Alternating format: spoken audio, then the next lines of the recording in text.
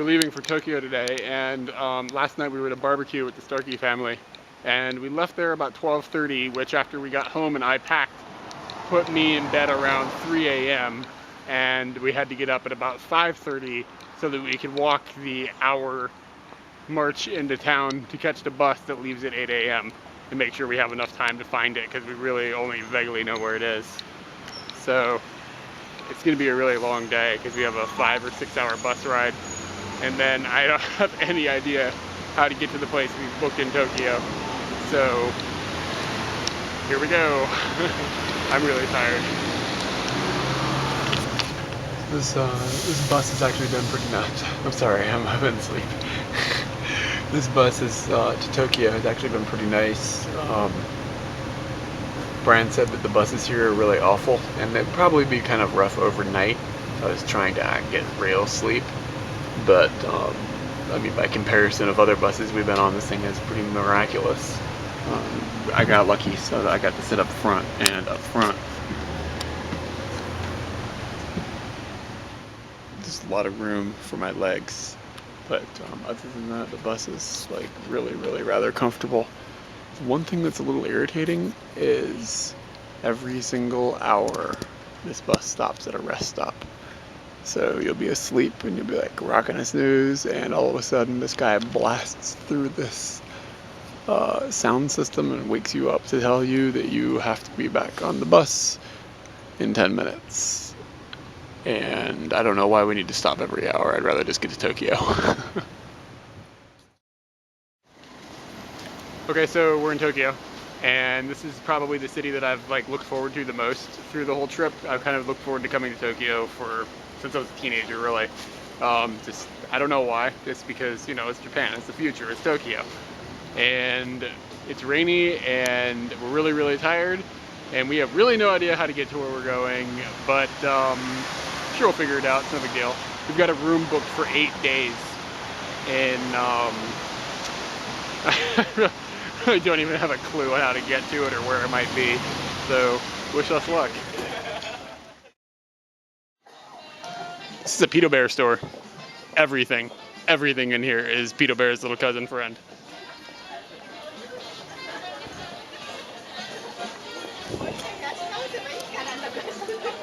I'm aware this isn't really Kito Bear, but he sure is sexy. So every time we see a Dr. Pepper, we document it. So, you know, it's been 3 times, I think. And here is a Dr. Pepper in Tokyo. So Jesse would be able to, survive as long as he could find him a block of cheese.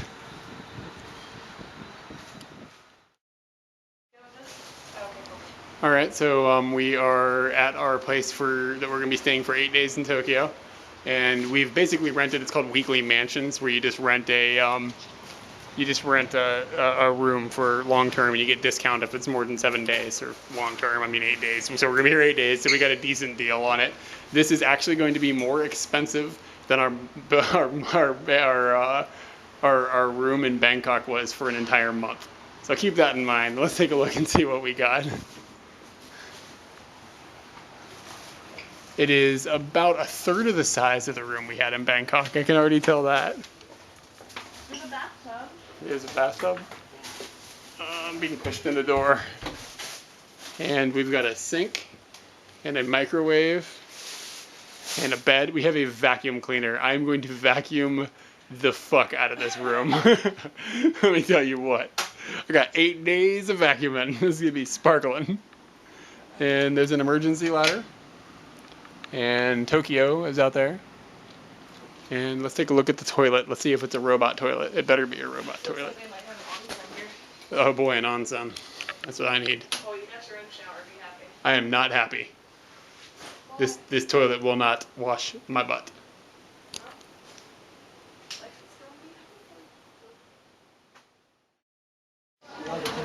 Okay, so it's our first night in Tokyo, and we have traveled to the Tokyo Metropolitan Government offices, and they have observatories where you can go to the 45th floor and have a free view of Tokyo. Every time that you go to a new city or a new place, there's always that moment that says you're there. So this is the moment that says you're in Tokyo.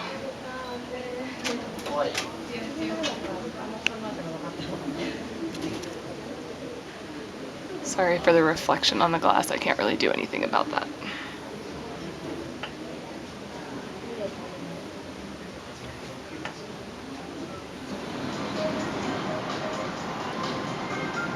So the stereotypical look of Tokyo is accurate. It is the future. See this penguin up here? This is the Don Quixote penguin, and I think we might go visit him. There's a lot of people in the street there. Reminds me of Hong Kong a little bit in front of Chungking Mansions. Hey girls. Oh my.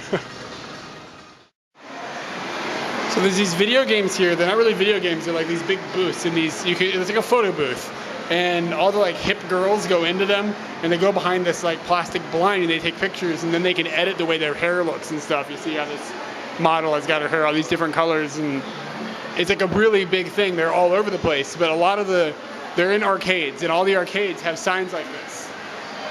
And this shows men are not allowed unless you're accompanied with a female, because they don't want men going in there and like creeping out all these girls. Okay, so in Tokyo, there's places where you can just go in, and they've like rented an apartment basically and outfitted it with cats, and you can go in and just hang out with the cats. And we went up there to do it, but it was like $6 for 30 minutes each. So we were like, well, that's too expensive. So we didn't do it, but this is a sign that shows you that it exists. So if you ever want to hang out with a cat, but you don't want to own a cat, and you don't know anybody that owns a cat, and you're in Tokyo, I know a place. Bring $6.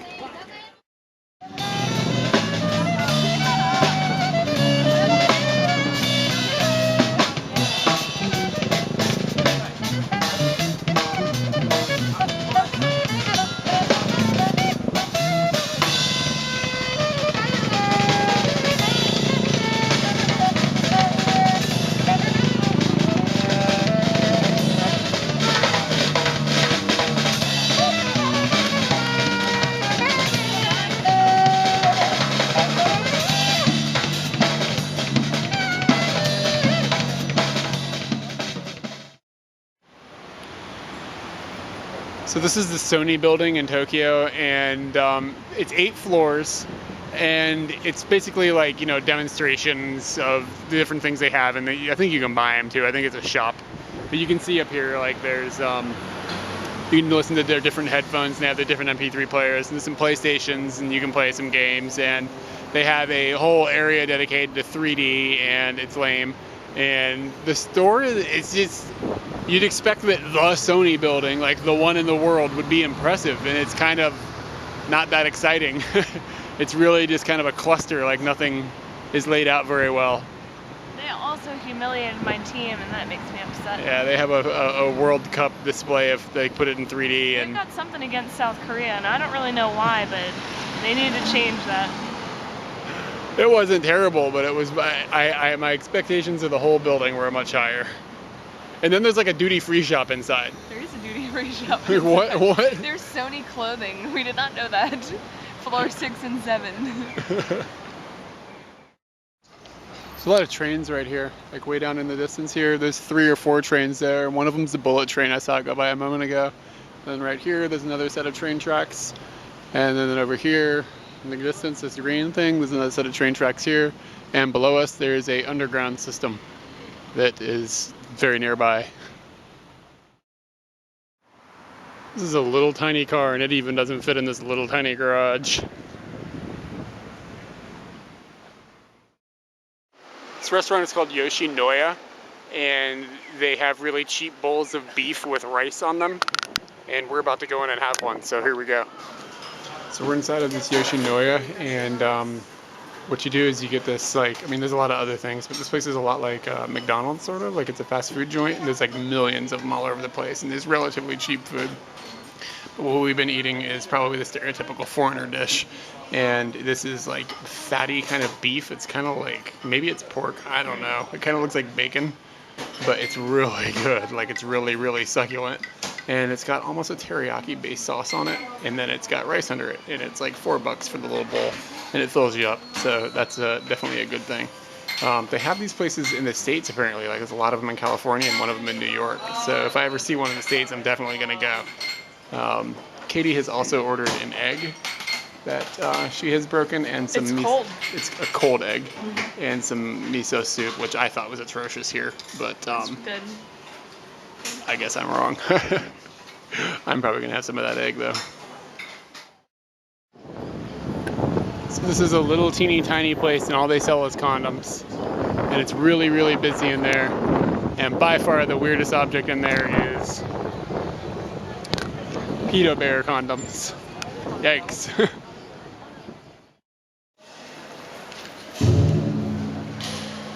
I have no idea what kind of temple this is because I am culturally retarded, but they've been banging on these drums, and these people in here are praying, and all these other people are coming inside and throwing money into this.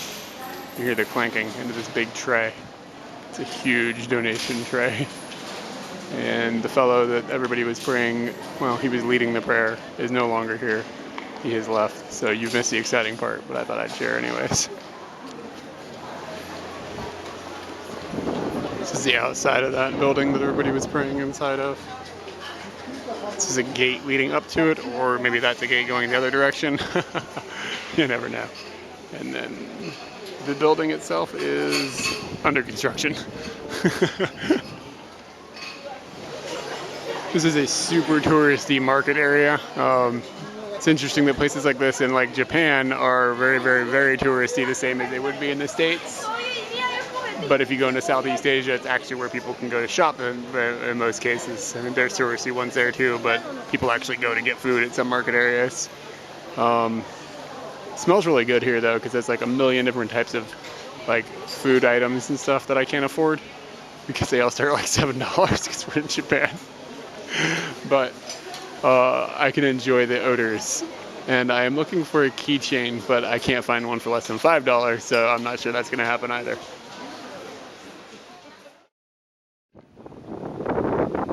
So this is supposedly called the Rainbow Bridge, and in photos we've seen it's been a lot more rainbow looking, but it's not very rainbowed right now. I don't know, maybe they only do it during a certain time of day, I'm not really sure.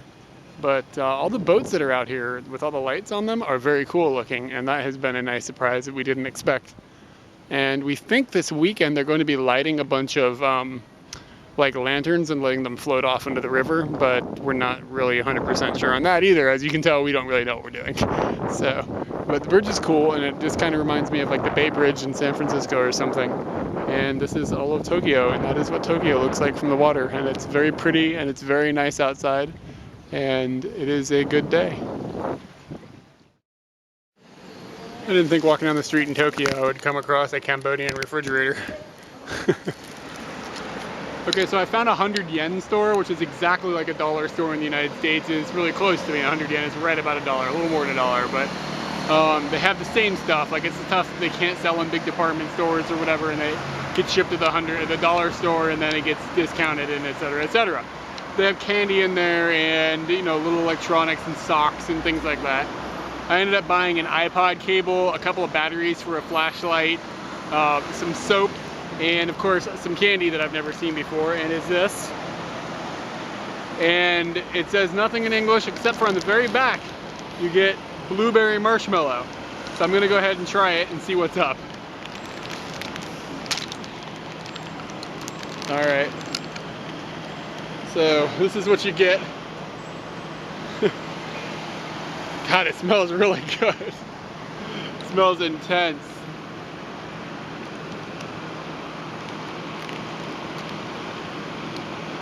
It's really good. I mean, it really does just taste like a blueberry marshmallow. Inside there's like a jelly ooze. That's a damn good $1 spent.